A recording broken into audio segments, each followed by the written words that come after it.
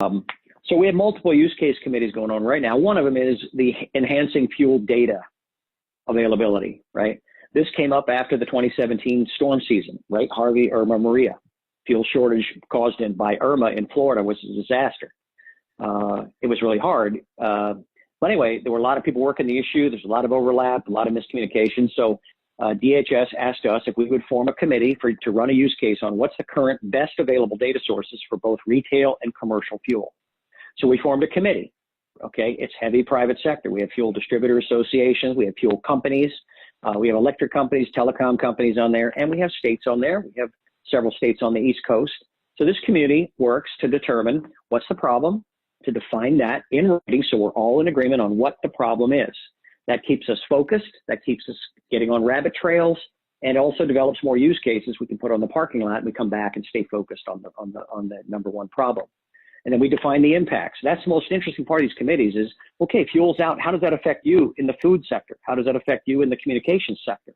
Well, all of our cell towers go down because we don't have fuel for the generators at the bottom of the cell towers. How does that affect fuel? Well, if the power is going to be out and we're out of fuel, we can't run our generators. We've got to throw millions of dollars of food away. Oh, okay. We got to replenish fuel within 8 hours because our generator is going to run out. Okay, how does it affect you? Medical sector. How does it affect, you see how it works? Yeah. So we go right around the table. We make sure everybody understands the impacts of being without fuel. That's what the missing link is today. People don't understand those cascading impacts. When you run out of fuel, okay, you have cascading impacts that trickle through everywhere. You know, well, I don't have a fuel problem. No, you don't, but you can't go buy fuel. That means the grocery store's not open. That means the hotel's not open. You might have fuel in your backyard buried, and that's okay, but everything you buy and consume, or your customers or your contractors, are dead in the water.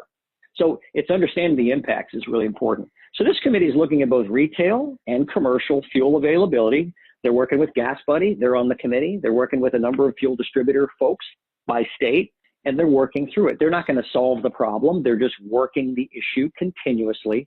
But the one thing about the fuel committee, like with all of them, is when the next disaster strikes, these guys all know each other.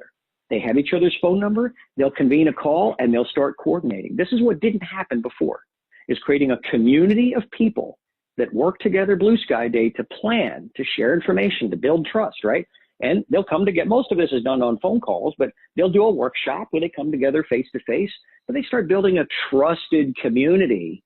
When it hits the fan, now they get on that call. Now they're actually problem solving. They're not planning. They're working the issue. So that's what the Fuel Availability Committee is focused on.